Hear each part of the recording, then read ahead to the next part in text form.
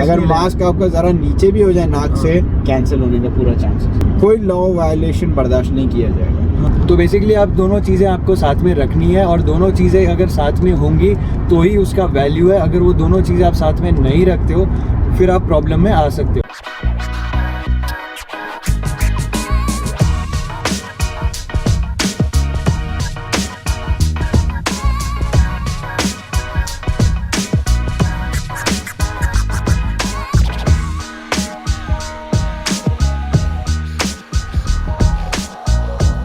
So hi everyone, my name is Satvik and welcome back to my channel.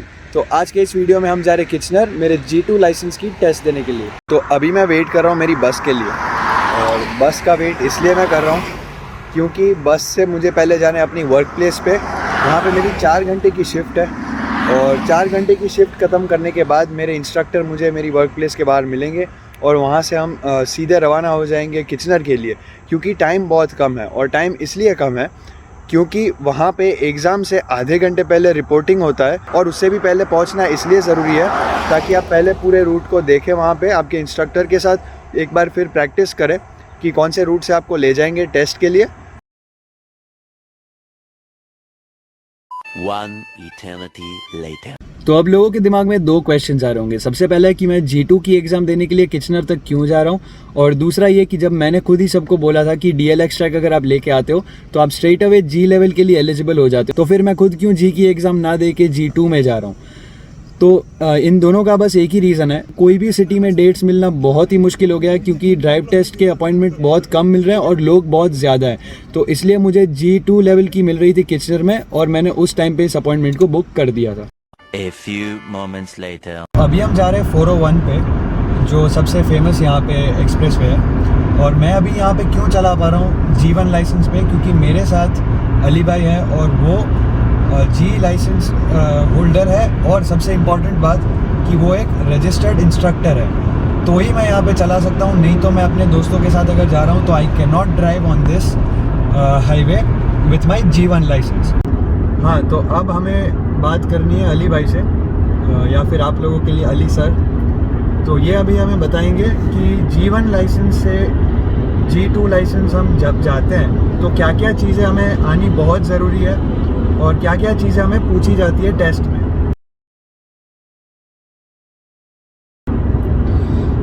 तो सात्विक भाई, G1 से G2 उतना कोई मुश्किल सफ़र नहीं है। रही बात आपको ड्राइविंग एक्सपीरियंस जो है एटलीस्ट 1 साल का होना चाहिए। ये जो है सबसे पहली कंडीशन है G1 to G2 जाने के लिए। अगर आपकी ड्राइविंग एक्सपीरियंस कहीं का भी 1 साल से ज़्यादा का है, then they add that experience on to your G1 and then you are eligible to go to G2 right away after G1। तो इसके लिए बस ये है कि आपके पास एक्सपीरियंस हो, चाहे यहाँ का हो या बाहर का हो। Your observation skills, your law abiding citizen, मतलब आप रूल्स कितना फॉलो करते हैं, आपके मैनूवर्स कैसे हैं, how do you turn, what speed you drive, you know, and then 3-point turns, parallel park, and they make you do hill park, reverse park, they make you do front park in a parking lot. So there are different things you need to do and show them that you are a safe driver, you know to control the car, you are a very good driver, and then you know the rules, you follow the rules, and that's it, you pass. तो देखिए sir, शुरुआत ऐसे होगी, they'll come to your door and they'll ask you to roll down the window, and then they'll ask your name and, like, you know, your date of birth. They'll verify you, and then they'll see who you are and what you are and stuff, and then from there they'll first inspect the vehicle. They'll do a circle check around the vehicle to inspect if there's broken windows, indicators are working, lights are working, tires are okay, the car is in good condition, working condition, if it is clean inside, and the license sticker is you know, there's a tax payment sticker on the license plate of the car कि वो expired तो नहीं है, is it legal to drive on the road। ये सब check करने के बाद वो गाड़ी में बैठेंगे, they'll see if the car is clean, if they are hesitant कि गाड़ी इतनी गंदी है, they won't sit in the car, They won't sit in the car. they won't sit in the car। अच्छा, मैंने ये भी सुना है कि कोविड में अगर आप बिना मास्क के बैठे रहते हैं अंदर, जैसे अभी मैं बैठा हूँ, बिल्कुल, और वो आए तो वो टेस्ट लेने से इनकार कर कैंसिल हो जाएगा टेस्ट। अगर मास्क आपका जरा नीचे भी हो जाए नाक से, तो it depends on the examiner. Some examiners gives you like 20 to 30 minutes कि सारे विंडोज खुले रखो, वेंटिलेशन करो गाड़ी में, and then they will come and take your test. But mostly cancel होने का पूरा चांस है। तो मास्क भी हमें वैसे ही रखना है। बिल्कुल, मास्क का मतलब बहुत छोटी ख्याल छोटी रखना बातें जैसे कि हाँ, उसके बाद वो गाड़ी में बैठेगा, आपका हैंड सैनिटाइज करेगा, सिग्नेचर लेगा आपके टेस्ट का, and then I explain you some basic instructions कि कैसे टेस्ट होने वाला है, and then there from there they just give you directions. कोई लॉ वायलेशन बर्दाश्त नहीं किया जाएगा, एनी लॉ वायलेशन। मतलब स्टॉप साइन है, चलो स्टॉप साइन अगर आपने छोड़ दिए, आपने टाप दिए, then you fail instantly. That if you jump a traffic light, you fail instantly. So there are certain verbal things, intervention, verbal intervention, physical intervention, any type of intervention is a straight fail. Not obeying the instructor itself is also a straight fail. अगर वो कह रहा है आपको कि इस गाड़ी के साथ पार्क करो, यहाँ पर पार्क करो या ऐसे जाओ, and if you say no, ये मुझे ठीक नहीं लगता, मैं यहाँ से चलता हूँ, समझ गया। no, it won't work that way. It's all about your observation, what signs you check. Do you check whether the lanes are correctly being followed? Do you see, even if the lanes are not perfectly marked, you need to be within the perfect zone. You cannot say, you can't take an excuse कि भाई यहाँ पर line marking जो है थोड़ी मिट चुकी थी, मुझे दिखी नहीं तो मैं इसीलिए गलत चला गया। No, that's not an excuse कि ड्राइविंग में जो है, क्योंकि especially in winter in Canada you won't be able to see any lanes after snow, so you need to still be in the lane. How would you do that? Yes. तो ये आज तो clear lanes हैं, and if you can't see it now, तब क्या करोगे आप?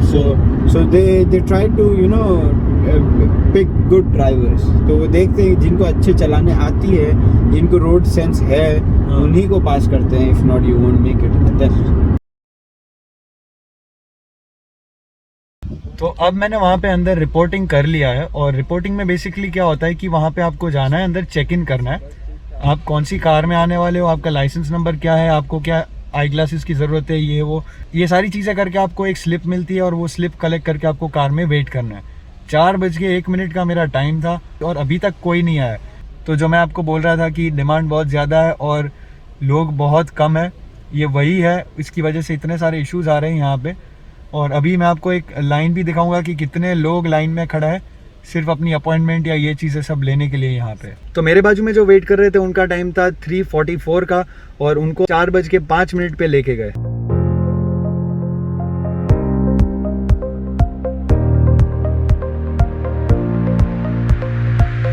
A few moments later. Alright, तो अब एग्ज़ाम ख़त्म हो गई है और मैंने पहली अटेम्प्ट में क्लियर कर दिया, ऑल थैंक्स टू अली भाई.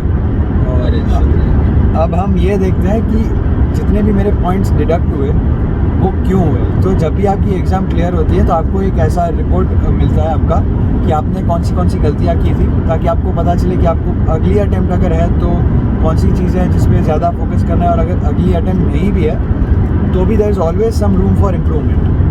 तो जो मेरी गलतियाँ हुई थी जिनकी वजह से मेरे मार्क्स कटे थे, वो सबसे पहली गलती यही थी, और सबसे ज़्यादा मार्क्स इसी में कटे कि मेरी स्पीड काफ़ी स्लो थी. तो इसका रीज़न बस यही था यार कि अगर बाजू में इंस्ट्रक्टर बैठा है और स्पीड लिमिट आपको फॉलो करनी है हर रास्ते पे, तो थोड़ा अंदर से डर रहता है कि भाई मैं ज़्यादा कहीं स्पीड ना कर जाऊं. तो मैं स्पीड लिमिट से काफ़ी कम कर रहा था. तो मेंटेन करके रखो speed limit.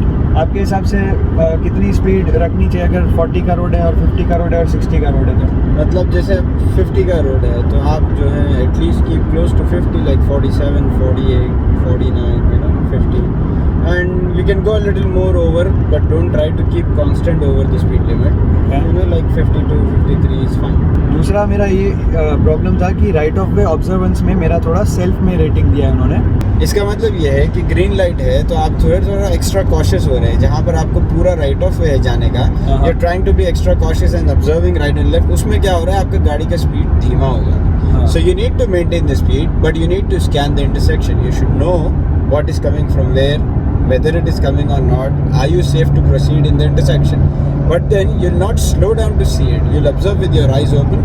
You'll keep checking left and right, and you'll make sure it is fine, and you'll keep going at the same speed. If you see something is coming which is not supposed to be there, only then you start braking, and उसके बाद ही आप slow करोगे, and then आप गाड़ी रोकनी पड़ी तो रोक भी दोगे.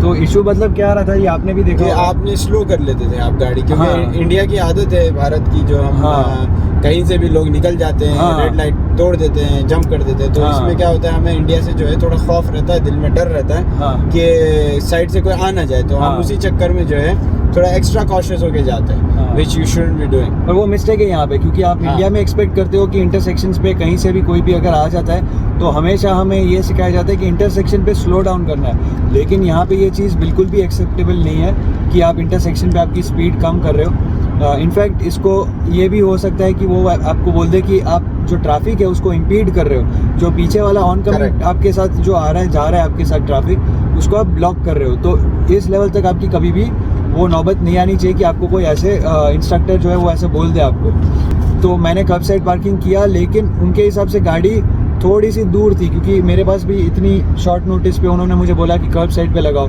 तो मैंने जल्दी इसलिए लगाई क्योंकि अगर मैं थोड़ा सा भी आगे पार्क करता तो जो वॉकवे था वो ब्लॉक हो जाता, और इसलिए मैंने थोड़ा जल्दी पार्क कर दिया। फिर उन्होंने मुझे बोला कि भाई यहाँ पे नहीं और आगे जाके कर, दूसरे वाले कर्ब पे कर अब जाके।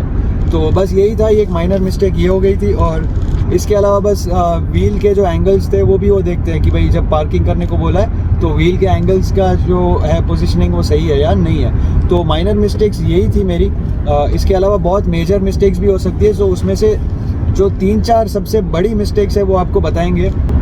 मेजर मिस्टेक्स हो सकती है, जैसे आप किसी गाड़ी के साथ कोलिशन करने वाले हो और if you are violating law कि भाई आप जो है स्टॉप साइन पे if you are not stopping enough or you are rolling on the stop sign or else you are not observing the traffic light or you are going to speed or too slow and then traffic जैसे right of way है, if someone's coming उसका right है, आप उसके बीच में जा रहे हो, or if there's pedestrians crossing or something and you're trying to go through them or you're not stopping, you're not taking care of them, these are one of the kind of major mistakes जिसमें आपको straight fail कर देगा right away। मतलब ये सारी गलतियाँ तो मतलब इसमें कोई फॉरगिवनेस तो है ही नहीं, मतलब नहीं जी नहीं, आप straight fail हैं। They'll continue the whole test till the end, you come back to the test center and then they'll let you know what happened, what mistakes you have done। In between if they need to intervene, they'll intervene physically or verbally to take care of the situation। They won't let you hit the pedestrian and then be like oh आप test fail हो गए। They won't let you do the violation, जैसे stop sign अगर आप छोड़ रहे हो वो बोलेंगे stop करने के लिए। They won't let you violate the law, but then they won't tell you until unless it's too late for you to understand that you're violating the law। So it implies that you failed। Okay, they know we are doing a test, so human nature and nervousness रहेगा, डर रहेगा, and you know G2 is for beginner drivers। हाँ। So basically they understand how beginner drivers are and they're you know they're scared of the test, they're nervous, they're new drivers, novice drivers, so they won't put you under pressure and they'll let you take care of your driving till it's too late Fair for enough। them to intervene। So my last question is, क्योंकि ये बहुत सारे viewers को आया भी होगा कि parking जब आपको करने के लिए बोलते हैं कि भाई पैरेलल पार्किंग करो या फिर आप फ्रंट पार्किंग करो या रिवर्स पार्किंग, तो इसमें कई बार ये होता है कि एंगल या जजमेंट में थोड़ा सा माइनर सा हमारा एरर आ जाता है जी। तो फिर क्या हम वापस थोड़ी सी आगे करके वापस एडजस्ट करके पीछे? देखिए पार्किंग आप लोग कोई जेम्स बॉन्ड तो नहीं है, कोई एक जो है मिशन इम्पॉसिबल की जो है कास्टिंग तो नहीं हो रही कि you have to do everything in once and you don't get a second chance. आपको जो है पार्किंग करनी है। If you take couple of moments front and back it's fine, it's all fine, it's part of the parking. आपको हर किसी का अंदाज़ा अलग होता है, किसी को अंदाज़ा आसानी से पता लग जाता है कि इतने में लग जाएगी, किसी को मुश्किल होती है, दिक्कत होती है, they move forward then they move back.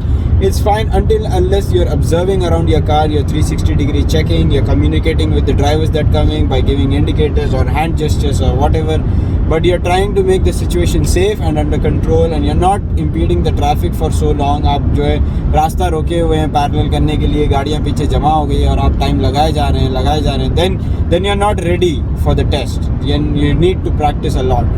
So this shows that you're not ready। तो आप अगर थोड़ा बहुत टाइम लें, if you keep move once or twice little forward or backwards, that's fine, that's completely fine for you to correct your parking and do it।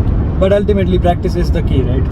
Practice is the key। If you practice a bit, आपको एक बार में आ जाएगा। जैसे सात्विक भाई हमारे जो है बहुत अच्छे ड्राइवर हैं। When I was training him, he always did all the things which I taught him at once। Like वो एक बार में समझ जाता था, कर देता था। हाँ 19-20 थोड़ा होता था, but we practiced couple of times the same thing and he was fine in the couple of practice। So all thanks to you। Now I've got my G2 और अब इसके आगे बस प्रोसीजर ये है कि वो आपको एक एनवेलप जैसा एक करके रेडी आपको दे देते हैं। उसमें आपका ड्राइविंग लाइसेंस भी रहता है साथ में G1 का, और जो प्रोविजनल G2 लाइसेंस है वो भी आपके साथ रहता है। और ये आपको जो G2 लाइसेंस आपको आएगा आपके घर पे with in a period of 90 days, ऐसा वो बोलते हैं, लेकिन प्रैक्टिकली कितने दिन में मिलता है? 2 हफ्ते से 3 हफ्ते में आ जाता है। तो बेसिकली आप दोनों चीज़ें आपको साथ में रखनी है, और दोनों चीज़ें अगर साथ में होंगी तो ही उसका वैल्यू है। अगर वो दोनों चीज़ें आप साथ में नहीं रखते हो फिर आप प्रॉब्लम में आ सकते हो। ऑलराइट, तो अब मैं घर पहुंच गया हूं और अब बात करते हैं कि मुझे टोटल एक्सपेंस कितना हुआ G1 और G2 को मिला के। तो सबसे पहले मैं आपको बता दूं कि G1 में मुझे $106 हुआ था मेरा G1 का टेस्ट जो था उसके लिए। फिर मैं एक बार उसमें कुछ रूल्स एंड रेगुलेशंस वाली जो टेस्ट होती है उसमें मैं फ़ेल हुआ था, तो $16 मैंने एक्स्ट्रा दिए थे, और ये करके मुझे $122 का एक्सपेंस हुआ था उस दिन पे। इसके बाद जो भी मेरे ड्राइविंग के क्लासेस लगे, तो ड्राइविंग के क्लासेस आपको कहीं पे भी मिल जाएंगे आपके $40, $50, मैक्सिमम $60 पर आवर्स को लेकर के। तो इसमें से जो भी आपके सिटी में रेट चल रहा है वो आपको पता चल जाएगा, उसके हिसाब से पर आवर का रेट होता है, और उसमें आप कितने क्लासेस करते हो। से फॉर एग्जांपल आप $50 पर आवर के 5 क्लास करते हो तो उस हिसाब से आपका कॉस्ट कम हो जाएगा। किसी को ज़्यादा क्लास लगते हैं तो उसको ज़्यादा कॉस्ट बढ़ जाएगा। इसके अलावा जो रजिस्ट्रेशन है G2 का, उसके लिए मैंने $53.75 दिए थे, और गाड़ी जो रेंट करके हम जाते हैं, जो गाड़ी यूज़ करते हैं, इससे रिलेटेड जो भी एक्सपेंसेस होते हैं वो भी आपको खुद देखना पड़ेगा कि आपकी सिटी में जो है वो है, या फिर आपको मेरी तरह कोई और सिटी तक जाना पड़ता है। तो ये सारी चीज़ें आपको देखनी पड़ती है, और इस हिसाब से आपका एक एक्सपेंस हो सकता है $900 to $1000 तक का एक्सपेंस। आप समझ के चले कि आपको G1 और G2 को मिला के इतना एक्सपेंस हो सकता है। ऑलराइट, तो वैसे तो ये एक सेलिब्रेशन करने की वजह है, लेकिन कल से फिर शिफ्ट है और आज ये जो ब्लॉग है उसको एडिट भी करना है, अपलोड भी करना है। आई रियली होप कि आपको ये वीडियो काम में आए और आप पहली अटेम्प्ट में क्लियर कर सकें। So with this I will take your leave. Thank you so much.